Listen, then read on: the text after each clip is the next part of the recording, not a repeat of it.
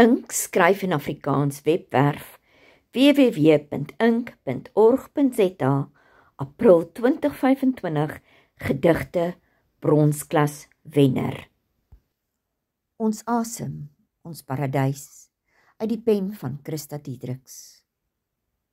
'n lewende sfeer geskep in perfeksie, lappiesland en see geplooi, waar riviere in kronkelweë vloei, sweef sterre in 'n simfoniese refleksie.